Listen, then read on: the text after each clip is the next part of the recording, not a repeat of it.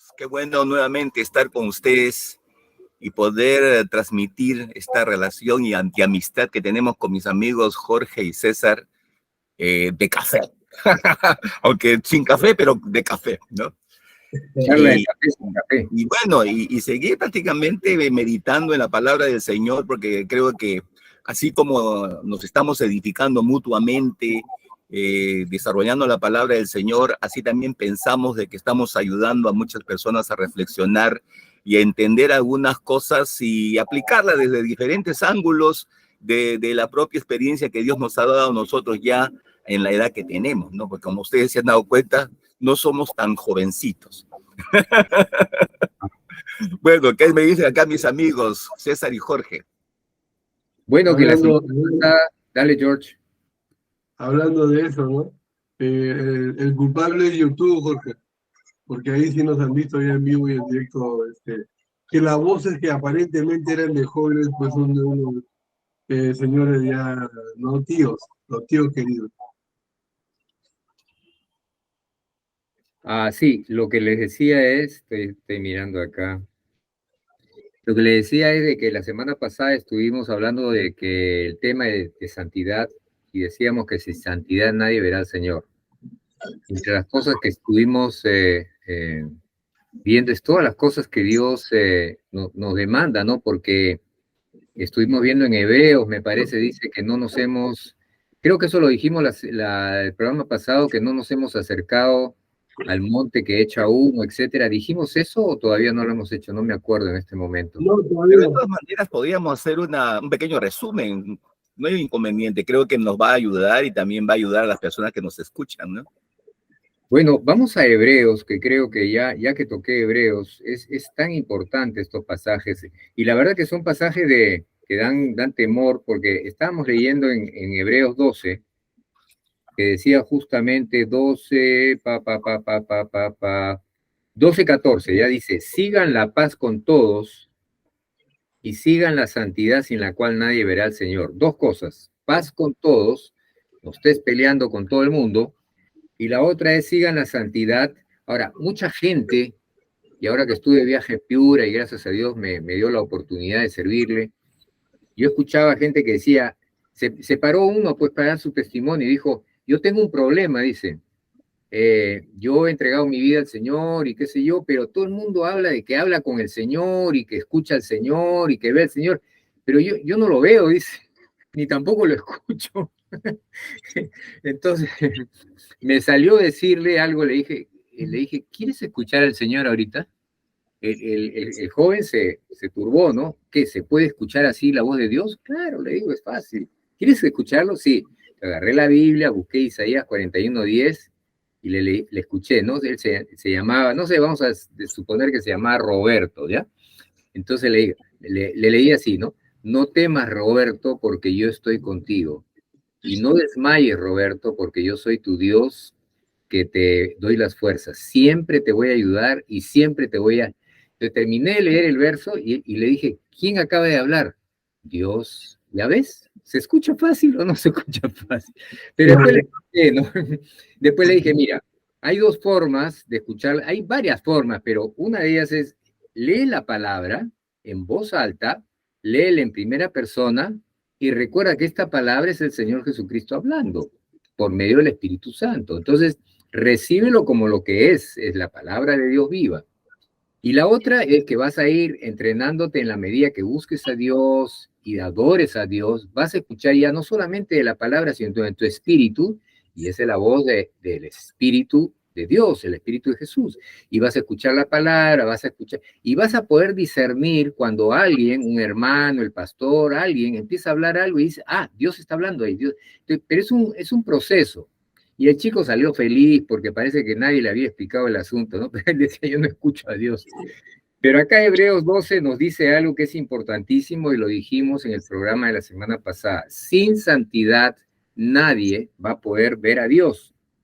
Y habla de algo que, digamos, nos complica para poder escuchar la voz de Dios, que está en el siguiente verso 15. Miren bien, no sea que alguno de ustedes deje de alcanzar la gracia de Dios. ¿De qué manera? Miren, que brotando alguna raíz de amargura les estorbe y por ello muchos sean contaminados. Habla de raíces de amargura. Hay veces las cosas no nos van bien, hay veces quisiéramos poder resolver cosas y no está al alcance de nuestra mano y nos amargamos, nos enojamos y a veces nos enojamos con Dios inclusive. No nos damos cuenta, pero como creyentes probablemente muchas veces nos hemos enojado contra Dios. Pero dice que lo único que vamos a ocasionar con eso es que vamos a contaminar a los que están alrededor, porque el que está enojado quiere que todos estén enojados a su alrededor y suelta palabras de enojo, palabras de queja. ¿Y saben qué me acuerdo? Que cuando el pueblo de Israel salió de Egipto y Dios hizo maravillas en el pueblo de Israel y le hizo cruzar el mar Rojo, bueno, ya conocemos la historia, ¿no? Pero después, ¿cuál fue el gran pecado? El gran pecado del pueblo de Israel, aparte de la incredulidad, pero el gran pecado del pueblo de Israel que hizo que Dios soltara juicio contra el pueblo de Israel. Y si leemos en Éxodo, es la queja, es la amargura. Señor, ¿para qué nos has traído acá?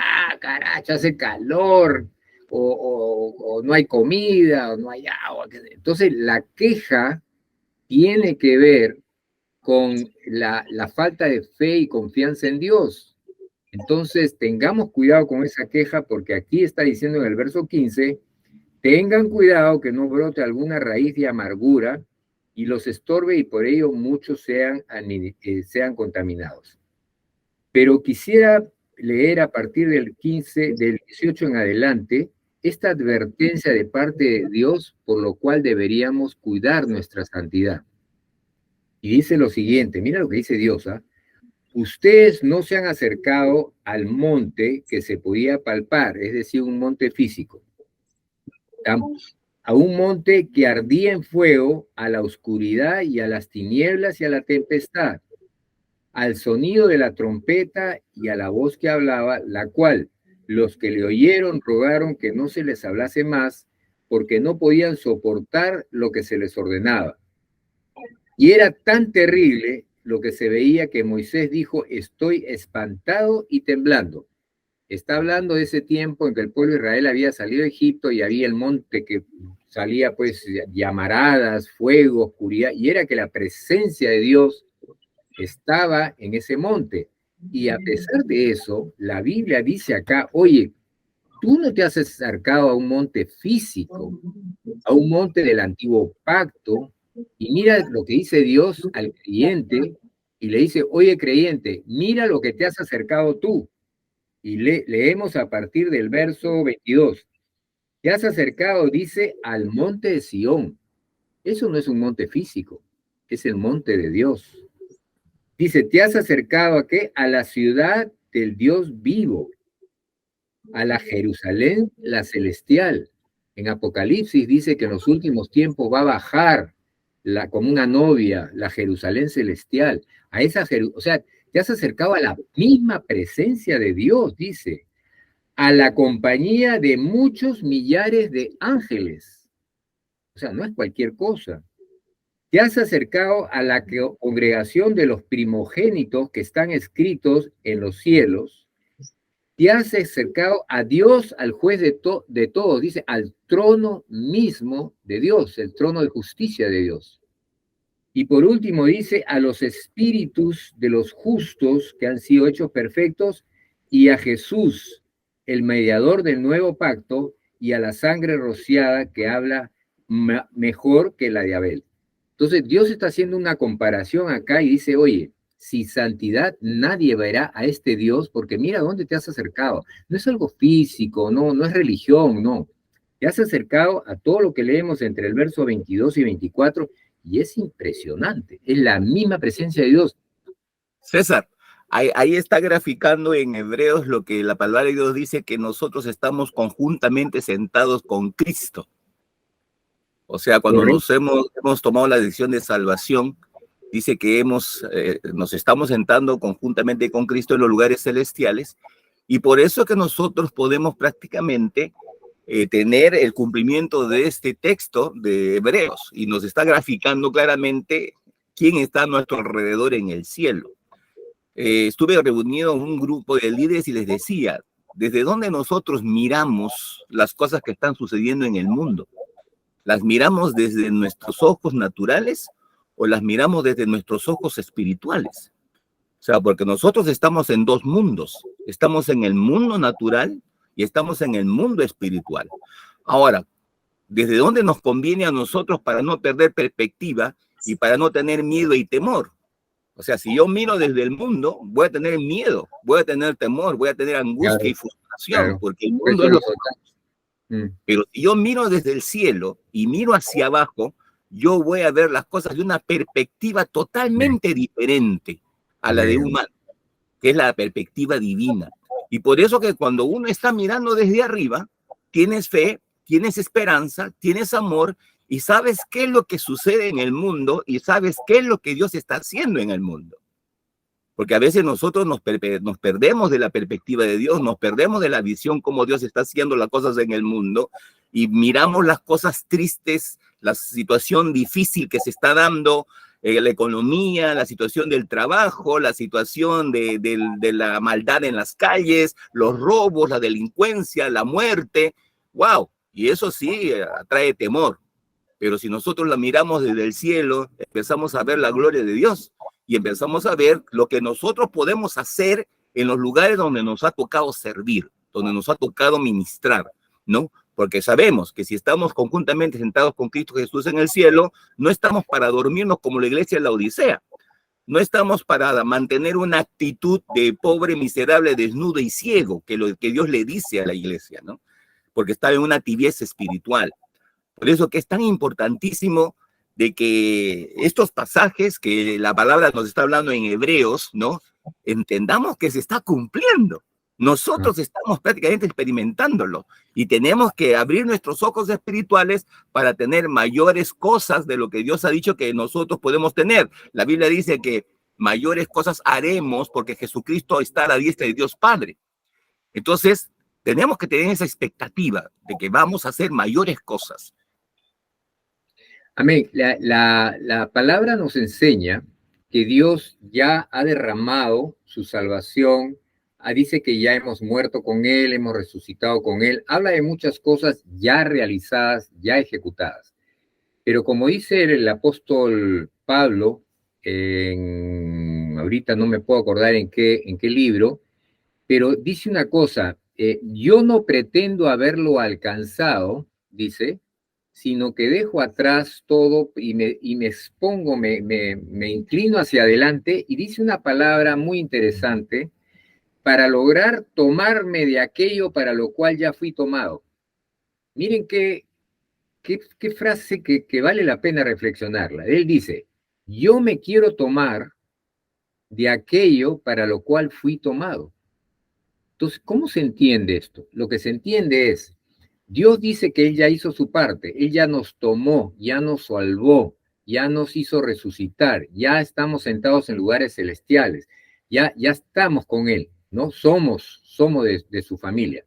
Pero ahora dice que nos toca a nosotros sujetarnos a eso para que se haga esta relación cielo-tierra y lo que Dios ya hizo en el cielo, en su reino, en la tierra se dé de tal manera que toda la vida sobrenatural que Dios ya derramó, no solamente se quede en el cielo, sino venga acá a la tierra y se manifieste aquí en la tierra.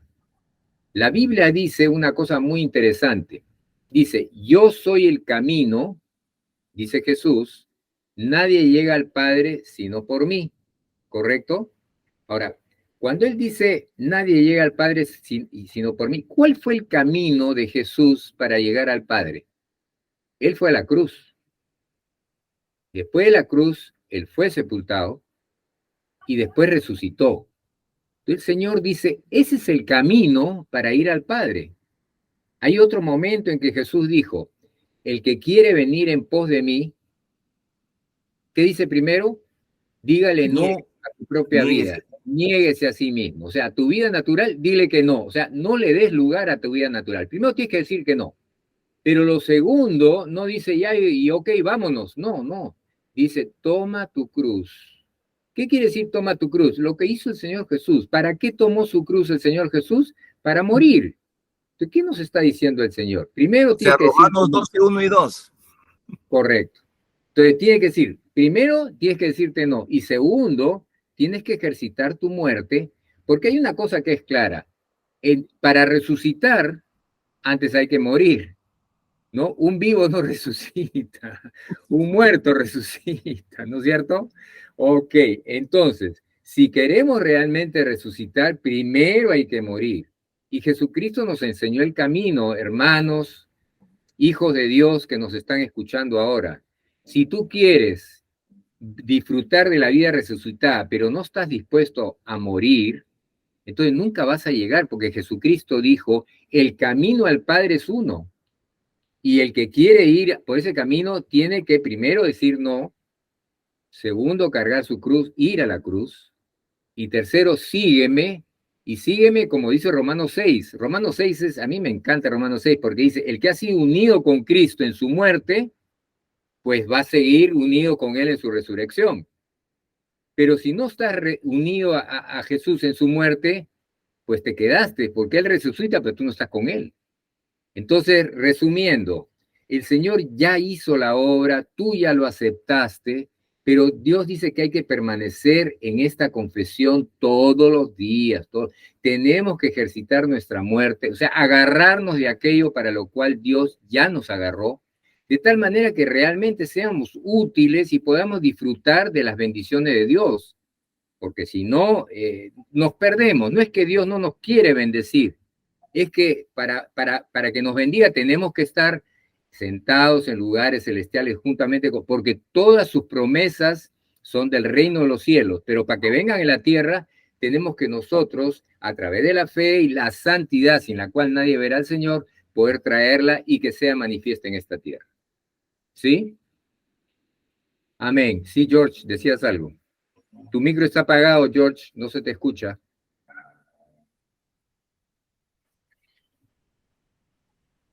Otra forma de verlo también, la santidad, es la que aparece en Génesis, ¿no? Había una sola forma, una sola forma de vida que Dios le propuso al hombre, una sola forma. Y esa forma era la santidad, o sea, actuar, vivir, pensar, eh, relacionarse con Dios a la manera que Él había enseñado.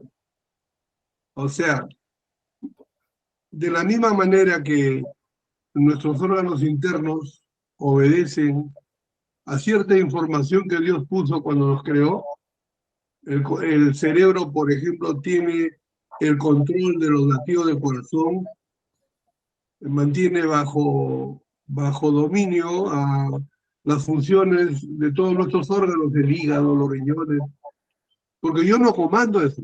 Nosotros no comandamos los riñones, el tiempo del sueño, la digestión, no comandamos eso, ¿no? Eso ya viene con el hombre, está dentro, en el chip ya está escrito, Dios lo hizo así. Y así como eso no pudo ser cambiado por la desobediencia, por el pecado, la forma en que el hombre tenía que vivir, la forma en que el hombre tenía que transitar sobre este mundo al cual le dejaba para administrar, era parecido a esa información que ya tiene nuestro cerebro bajo control, controlando todos nuestros órganos internos, ¿no? Era una sola forma, o sea, no era nada religioso, no era nada místico, ¿no? Era que teníamos que desarrollarnos así como nos había programado. O sea, nos había programado para vivir obedeciendo, ¿no? Creando cosas importantes, eh, creativas, ¿no? Administrar, por ejemplo, el nombre de los animales, no creo que haya durado un ratito hasta que le pongan nombre. Por ejemplo, cuando vio una hormiga, ¿no? Dijo, ay, esta se va a llamar hormiga. Y los insectos, miren cuántas variedades de insectos. Todos tienen un nombre porque Adán los puso. Entonces no fue tan corto el tiempo, pero estaba viviendo el hombre en el estado, en ese momento, de eternidad, ¿no? O sea, ahí hasta antes que el hombre pecara, el tiempo no era algo que le hacía sufrir al hombre, ni siquiera se da cuenta.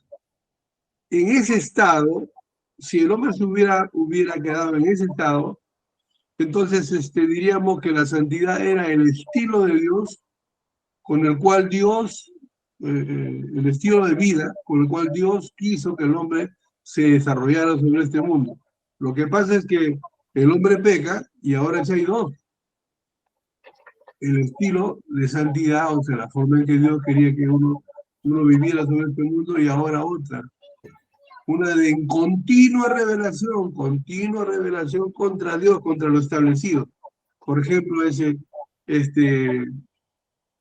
la corrupción, ¿no? En este mundo, ahorita ya no es solamente de Perú. La corrupción es total en todo lugar, en todo el mundo. Entonces, Dios, por ejemplo, no le dijo al hombre, mira, si no aceptas por la buena, dale algo debajo de la mesa y vas a ver cómo eso rapidito va a caminar. No le dijo eso, ¿no? Había una sola forma: acércate, presenta tus documentos y espera cuando pase el tiempo, una semana, 3 días, te van a entregar tus documentos. Porque al otro lado de la mesa estaba otro que también pensaba igual. A los 3, 4 días te entrego sin que me des un solo, porque es mi deber. Esa era la forma normal, esa era santidad.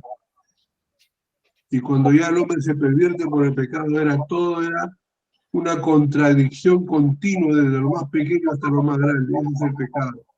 Y eso es ya alejarse de los propósitos de Dios, o alejarse de lo que Dios dijo. Sin santidad no me vas a ver, así que no pienses. Claro, o sea, no me vas a ver. y tú tienes tu propio estilo de vida y tú adoptas las cosas como quieres, no como yo te digo, entonces no me vas a ver. Ahí nomás. Ahí nomás. Estamos advertidos. Así es. Y Una de las miren, cosas importantísimas de la gloria o del avivamiento o el mover en fe es que las cosas se van descubriendo a la medida del proceso que Dios está dando a la iglesia. Por ejemplo, a la medida que Dios se manifiesta en la iglesia empieza a declarar sus pecados, empieza a mostrar y empieza a reconocer en la condición en la cual se encuentra y entra en un quebrantamiento de arrepentimiento. Y es lo que está sucediendo, por ejemplo, en varios lugares en el mundo actualmente. Yo he estado estudiando ahorita el comportamiento de la iglesia en diferentes partes del mundo y me doy cuenta que ahorita la palabra arrepentimiento es una palabra que está en boca de muchos en el mundo. Qué bueno. ¿No? Y eso es algo maravilloso para mí, porque eso me da a entender de que es la presencia de Dios que está manifestándose, y también es la manifestación de Dios que está descubriendo el pecado, porque lo que vemos ahora es que se están descubriendo las artimañas de la gente, ¿no? Ahora, la gente fresca no le importa, o bueno, ya pues lo hice, pues, pero no se arrepiente, pero no sabe de que Dios lo está llevando al arrepentimiento, Dios lo está llamando al arrepentimiento, porque si Dios está revelando la condición en la cual se encuentra, es con la razón de que Él tiene que arrepentirse, pero en vez de arrepentirse, endurece más su corazón y hace más maldad. Por consiguiente, ¿qué va a venir? Ya no una oportunidad al arrepentimiento, sino un juicio. Y la Biblia habla del juicio. Y lo que estamos mirando ahorita es que Dios está dando la oportunidad a que la gente se arrepienta. Pero ¿dónde comienza primero el arrepentimiento? En la iglesia. Porque la Biblia dice que para que la iglesia sea exenta del juicio que ha de venir, tiene que pasar por juicio de limpieza primero, para limpiarla, santificarla, purificarla. ¿Para qué? Para poder usarla en este gran avivamiento y luego llevársela, porque la Biblia dice que tiene que llevársela. Entonces el punto principal es lo que estamos mirando ahorita. Y esto no lo publican, esto no lo van a encontrar en YouTube, no lo van a encontrar. ¿Por qué? Porque eso sencillamente está sucediendo en diferentes lugares que a la gente normal y común no le interesa transmitirlo, ni tampoco que lo sepan. ¿Por qué? Porque esto no es negocio. Esto es cuestión de Dios. Pero nosotros que estamos en comunicación con pastores, con iglesias, con organizaciones en todo el mundo, nos están diciendo lo que está pasando, lo que está sucediendo.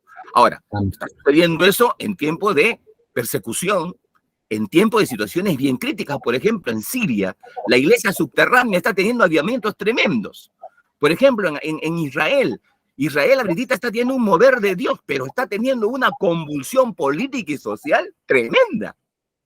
Entonces, paralelamente, la iglesia está despertando con todos esos sacudones políticos, económicos y sociales que se están dando, prácticamente están siendo usados para que la iglesia despierte. Y fíjense lo que dice la palabra de Dios en Hebreos capítulo 12, verso 26, que no hemos leído. Dice, la voz del cual conmovió entonces la tierra, pero ahora ha prometido diciendo, aún una vez y conmoveré no solamente la tierra, sino también el cielo.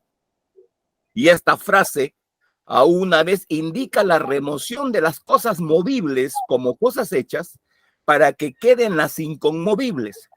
Así que recibiendo nosotros un reino inconmovible, tengamos gratitud y mediante ella sirvamos a Dios agradándole con temor y reverencia. Porque nuestro Dios es fuego consumidor. Qué tremendo. Temor y reverencia. Eso es lo que se está dando ahorita. Amén. Nos ha ganado el tiempo de esta primera media hora. No se vayan porque vamos a regresar en unos minutos.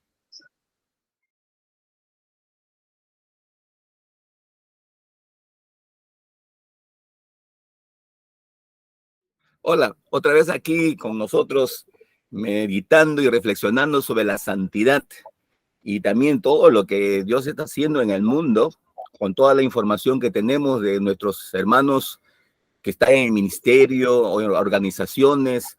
Hay una organización que se llama Torturados por Cristo, ¿no? Que es una organización que hasta el día de hoy se mantiene fielmente sirviendo en las zonas del Medio Oriente, de Rusia, en donde informa y continuamente nos informa sobre cómo la iglesia está caminando en esos lugares, ¿no?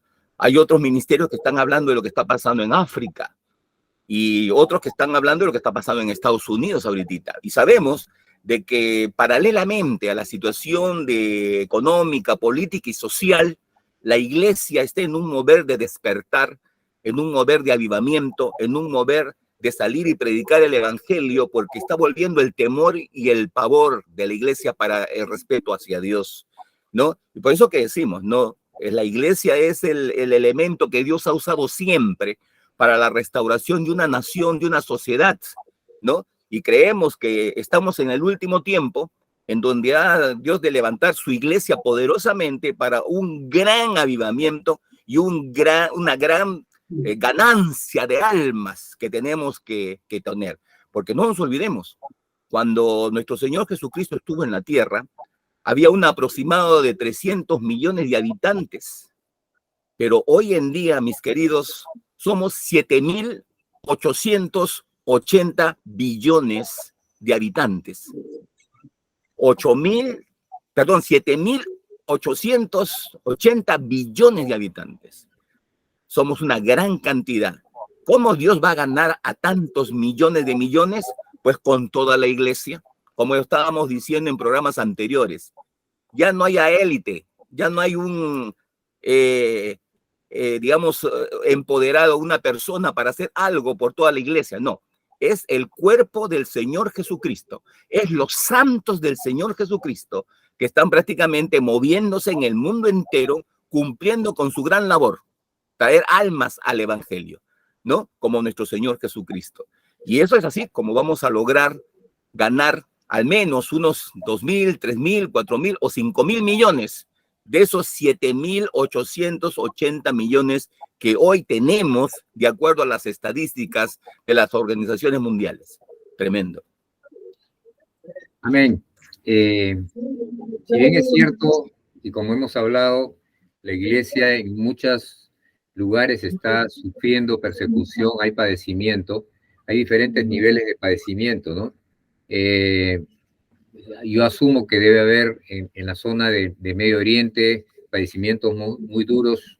He conocido a un pastor brasilero que ha estado alrededor de 20 años en Pakistán, en lugares así, pues, muy difíciles. Y he estado muy cerca de él, inclusive hace un mes y medio estuvo acá en Lima y nos fuimos a almorzar y conversando. realmente qué bárbaro cómo se les persigue, pero lo más fuerte es el padecimiento emocional, el padecimiento de la vergüenza y una serie de cosas que tienen que cuidarse, el temor que en cualquier momento los van a asaltar y cosas por el estilo. Pero la Biblia también nos habla de otro tipo de padecimiento y dice que es el padecimiento a mantenerse en santidad. Y es un padecimiento el cual el Señor Jesús pasó por eso. ¿Y dónde dice eso? Vamos a 1 Pedro, capítulo 4.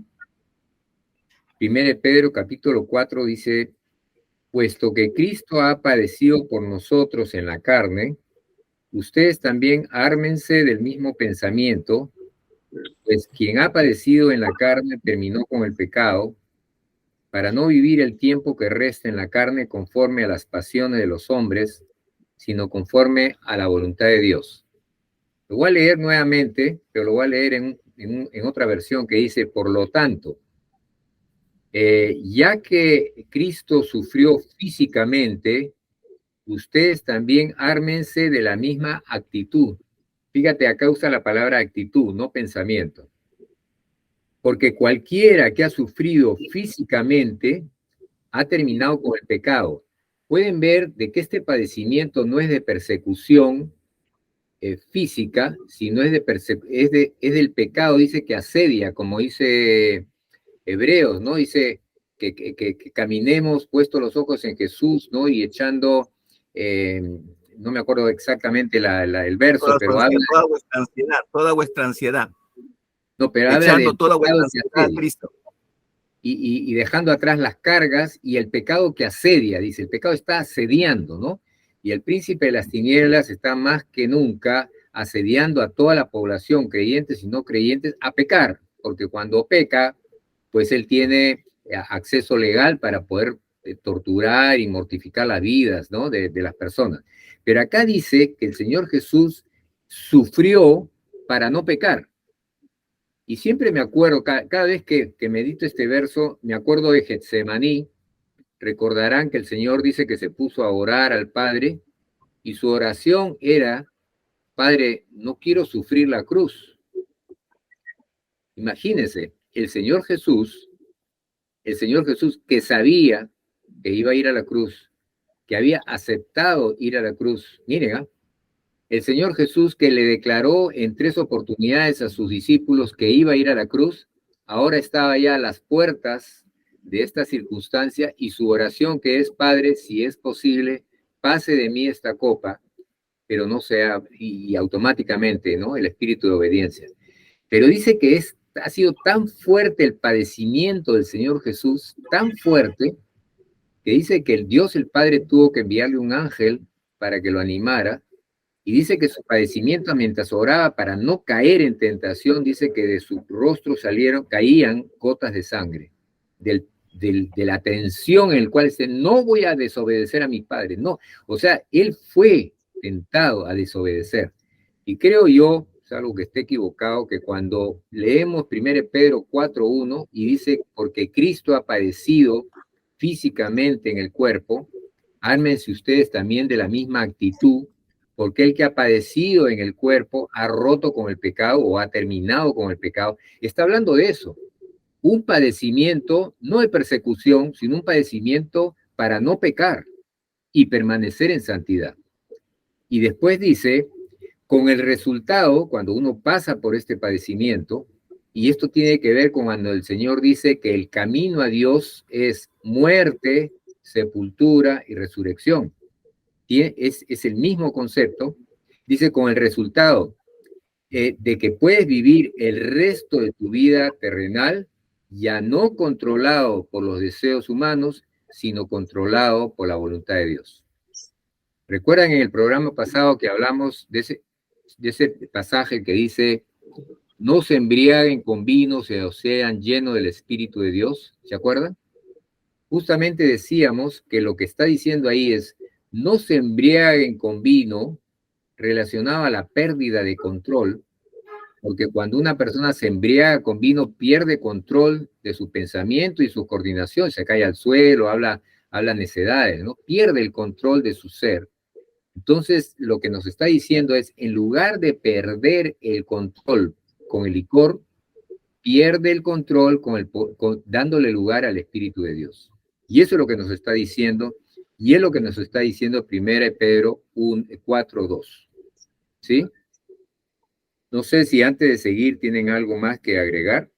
Sí, se podría agregar el verso 2 al respecto de lo que estabas hablando de las concupiscencias, porque aquí no está siendo apedreado ni tampoco perseguido por causa de la predicación del evangelio, como lo que está sucediendo en muchas partes del mundo. Lo que está sucediendo aquí es que está siendo asediado por el pecado para que pueda activarse la carnalidad de su propio ser. Y acá Así dice es. el verso 2, dice, para no vivir el tiempo que resta en la carne, conforme a la concupiscencia de los hombres, sino conforme a la voluntad de Dios. Baste ya el tiempo pasado para haber hecho lo que agrada a los gentiles, andando en lascivias, concupiscencias, embriagueces, orgías, disipación y abominables idolatrías. A esto les parece cosa extraña que vosotros no corráis con ellos en el mismo desenfreno de disolución y os ultrajan, ¿no? O sea, ¿por qué están ultrajándolos? Porque están viviendo en santidad. O sea, como están viviendo en santidad, es por eso que la gente que está en pecado los ultraja y dice, oye, mira el santulón, mira este santulón que no quiere estar con mujeres, oye, mira, te presenta una chica, no.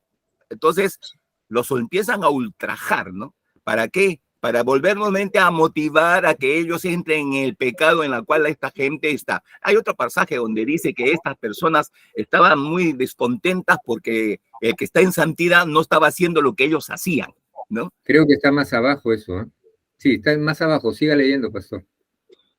Ya me quedé. Entonces, dice, porque por esto también ha sido predicado el evangelio a los muertos, para que sean juzgados en carne según los hombres, pero viven en espíritu según Dios. Mas el fin de todas las cosas se acerca. Sed pues sobrios y velad en oración. Y ante todo tened entre vosotros ferviente amor, porque el amor cubrirá multitud de pecados. Ajá. No dice. No dice, no es acá. Sí, me había equivocado. Sí. Pero es la idea, ¿no? Es la idea. Esa es la idea. Y completando esa idea, en el verso 12, mire lo que dicen, ¿ah? Amados, no se sorprendan del fuego de la prueba que les ha sobrevenido, como si alguna cosa extraña les aconteciese, sino gócense por cuanto son participantes de los padecimientos de Cristo, para que también en la revelación de su gloria se gocen con gran alegría. Y si son vituperados por el no, y así son vituperados, ya no solamente se trata de padecer para no pecar, sino ahora sí es porque se están burlando, que se están insultando, que se están golpeando y cosas, ¿no? Porque dice, si son vituperados, o sea, insultados por el nombre de Cristo, entonces son bienaventurados, porque el glorioso Espíritu de Dios reposa sobre ustedes. Ciertamente, de parte de ellos, Él es blasfemado, pero por ustedes es glorificado. Entonces, sea por un lado o sea por el otro, Dios dice, manténganse en santidad, es decir, si ustedes han sido apartados, si han sido sacados del gobierno de las tinieblas, pasado al gobierno de la luz, si ustedes han recibido una nueva vida, son una nueva creación, si ustedes tienen todas las promesas, ¿no? Y etcétera, etcétera, etcétera, entonces recuerden que el mundo pues lo va a rechazar como me rechazó a mí, ¿no? Eso dijo el Señor Jesús, si a mí me han rechazado, a ustedes lo van a rechazar. Y no se sorprendan, dice, porque, bueno, lo que pasa es que el Espíritu de Dios está morando no solamente, sino está activo, y el espíritu del mundo se da cuenta, los espíritus se conocen unos a otros. Entonces el espíritu del mundo dice, oye, mira, este patita tiene el Espíritu de Dios, ya, vamos a tirarle piedras para que no se manifieste y apaguemos a ese espíritu que tiene. O sea, tendrá el espíritu para tener vida, pero que no tenga espíritu para dar testimonio, ¿no? Eso es lo que quieren hacer. Hay que echarle agua a ese espíritu para que no haya fuego y no haya manifestación del testimonio del Señor Jesucristo. O sea, tiene un espíritu bomberil. Así es, bomberil. Echar agua, ¿no?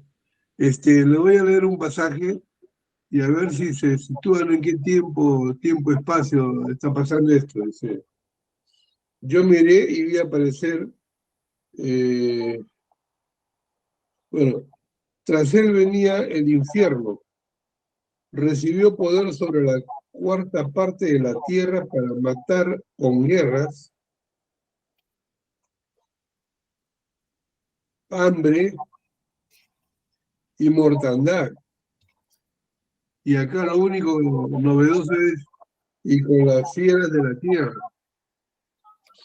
Solamente falta eso ahora, ¿no? Porque guerra, mortandad ya hay. Eh, falta nada más que los animales salgan y hagan daño, ¿no? Anoche estaba durmiendo y tanto estoy leyendo esto que soñé que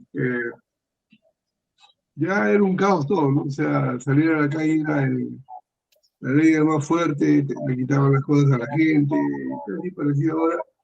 Pero lo novedoso es que cuando me doy cuenta, los animales también están allá, el puma, el cóndor, estaban tratando de hacer daño pues a la gente, ¿no? Y ahí me desperté.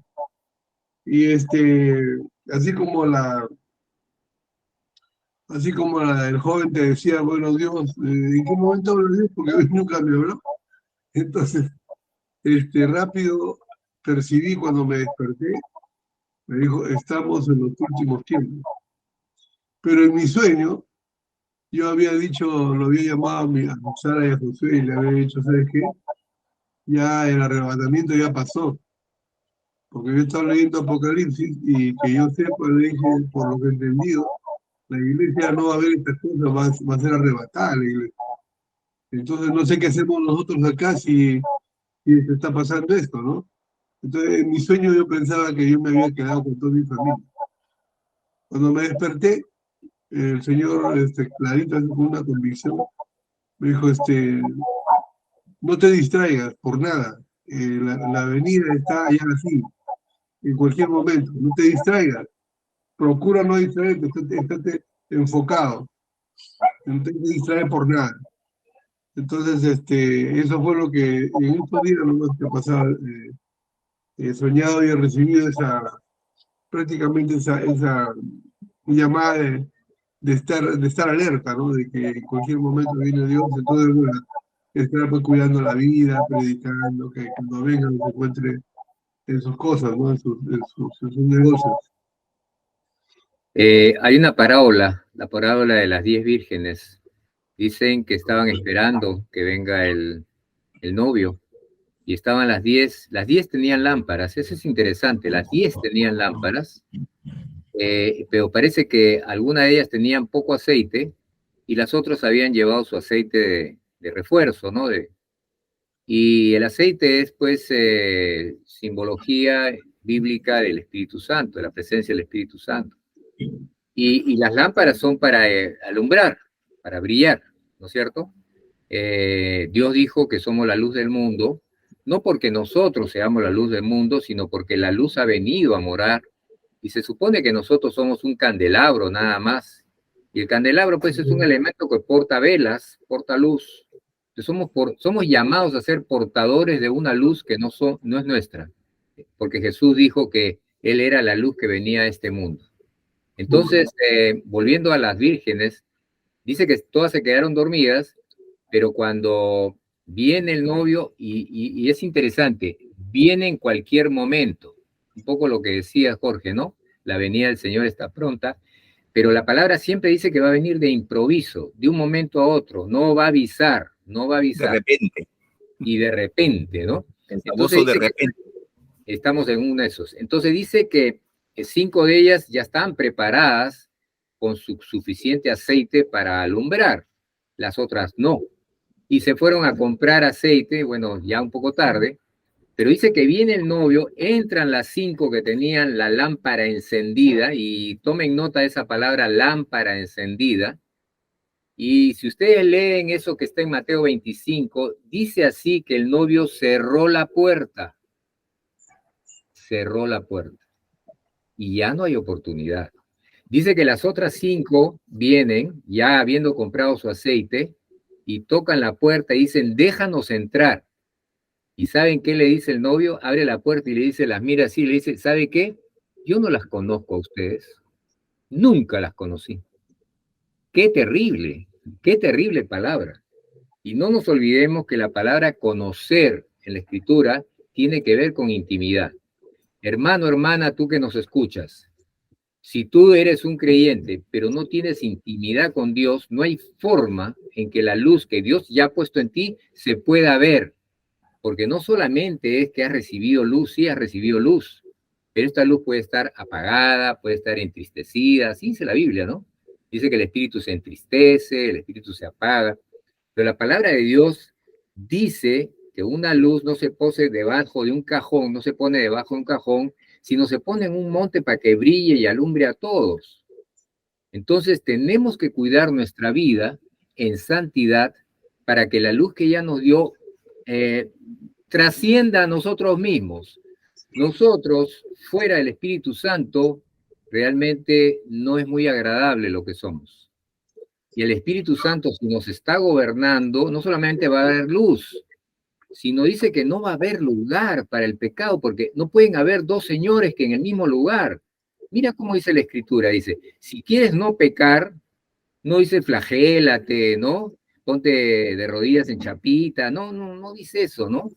¿Qué dice? Camina por el Espíritu, es decir, déjate guiar por la luz que Dios ya puso dentro de ti, aprende a caminar por el Espíritu, como consecuencia, dice la Escritura, no vas a darle lugar a la carne, ¿ya? A los deseos de la carne. Entonces, como no pueden haber dos espíritus antagónicos en el mismo lugar, ¿ya? Llénate el Espíritu de Dios. Hay otro lugar donde la palabra dice que la palabra de Dios more abundantemente en tu mente y en tu corazón. Si esto es así, lo que va a pasar es que no va a haber lugar para pensamientos contrarios a la voluntad de Dios, porque ya tu corazón está lleno de la palabra de Dios. Entonces, hermanos, hermanas, Dios nos llama a la santidad, primero porque es salud para nosotros. Segundo, porque vamos a tener comunión con Dios. Tercero, porque vamos a cumplir nuestro propósito. Para eso estamos acá. Si no estamos acá para alumbrar, ¿para qué estamos aquí? Mejor nos vamos, ¿no? ¿Para qué estamos aquí si no es para alumbrar? Y Dios dice en su palabra, que dice que cuando los que más conocían de Dios, más se le va a exigir. Y dice que más azote se le va a dar. Entonces hay una advertencia de parte de Dios. Y por eso es que hemos escogido este tema sobre la santidad. No solamente nadie verá al Señor, sino no vamos a cumplir el propósito para el cual Dios nos ha puesto acá. Y antes que me amargue, mejor se los paso a usted. Ay, Señor. Yo me preguntaba, ¿y cómo es que estas chicas mantenían la reserva de aceite? Y encuentro que en la palabra de Dios mucho habla de lo que hablamos de la relación, ¿no? O sea, Dios dijo, no os conozco. Cuando vinieron las chicas tocando la puerta, Señor, ábrenos, ¿no? Y es ahí donde nosotros tenemos que aprender a convivir con el Espíritu. O sea, una cosa es que nos han enseñado a usar la palabra, nos han enseñado a orar en el nombre de Jesús, dirigido al Padre, pero el Señor Jesucristo intercedió por nosotros, al Padre, perdón, para poder enviar al Consolador, para que el Consolador esté con nosotros hasta el fin del mundo. Y una de las cosas en las cuales hasta en los mismos seminarios se nos ha enseñado la doctrina del Espíritu Santo, se nos ha enseñado lo que hace el Espíritu Santo, pero no se nos enseñó a cómo relacionarnos con el Espíritu Santo. Imagino. Y enseñarnos eso es fundamental para poder vivir en santidad, para poder vivir en la gloria de Dios, para poder vivir en la fe y en la unción, que son cosas claras que Dios tiene para nosotros. No nos olvidemos, fe, unción y gloria son prácticamente cosas que nosotros los creyentes tenemos el derecho de usar, porque Dios nos ha dado ese derecho. Pero eso viene a través de la persona del Espíritu Santo. Y me acuerdo a esta señora Kathryn Kuhlman, que esta mujer decía en sus cruzadas, ¿no? Por favor, no contristen al único amor que tengo. No lo contristen. Es lo único que tengo, y es el Espíritu Santo de Dios. Qué tremendo. Una mujer que entregó su vida a tener una comunión con el Espíritu Santo, de tal manera que llamaba la atención a la cantidad de gente que se reunía para que fuera cuidadosa con la persona del Espíritu, para que fuera cuidadosa con la presencia del Espíritu. Ay, Señor. ¿No? Y a veces nosotros entramos a un culto que está en adoración, entramos como cualquier cosa y nos sentamos y miramos como cualquier cosa. No. Aprendamos a entender que cuando estamos entrando a un culto donde se está alabando y adorando a Dios, está la presencia del Espíritu Santo. Y tenemos que ser cuidadosos y reverentes a esa presencia, a esa presencia. ¿Para qué? Para que el Espíritu Santo no se contriste, porque no nos olvidemos, el Espíritu Santo se contrista. No nos va a tomar con ira y va a hacer juicio. No, se contrista. Se entristece, ¿no? Así es. Y ya para terminar, porque ya nos ganó la segunda media hora también, me estoy acordando a propósito de esto, que el Espíritu Santo se contrista o se entristece. El domingo pasado, que por la gracia de Dios pude ministrar en una iglesia en el norte, en Piura, vi algo que hacía mucho tiempo no veía, para ser sinceros. Veía a los hermanos de la iglesia que entraban, se arrodillaban delante de su silla y estaban en oración antes de empezar el culto. ¿Qué les parece? Yo no sé hace cuánto que no vemos eso. Yo veía eso. ¿Perdón? Buen síntoma. Buen síntoma. La verdad, qué impresionante, ¿no? Incluyendo los pastores, llegaban, se arrodillaban, se postraban delante del Señor y se preparaban pues para el culto. Qué reverencia, la verdad, qué reverencia. Fue muy lindo. Bueno, hermanos, damos gracias a Dios por darnos la oportunidad un sábado más de estar con ustedes por la radio, y también estamos todos los días, ya no los sábados nada más, sino todos los días con ustedes a través de YouTube en el programa Trazando la Plomada, al cual tienen acceso en cualquier momento. Pueden escuchar estos mensajes, los anteriores también, todos están ordenados por fechas. Esperamos que usted pueda entrar al tema que usted más necesite. Hay lugar ahí para poner sus notas, y en caso quiera comunicarse con nosotros, los teléfonos también están ahí en YouTube, ustedes lo pueden ubicar, y sería muy grato para nosotros escucharlos y escuchar sus comentarios. Bueno, que el Señor los guarde, y con su favor estaremos con ustedes el próximo sábado. Nos vemos, hasta luego. Chau, chau. Chau, chau.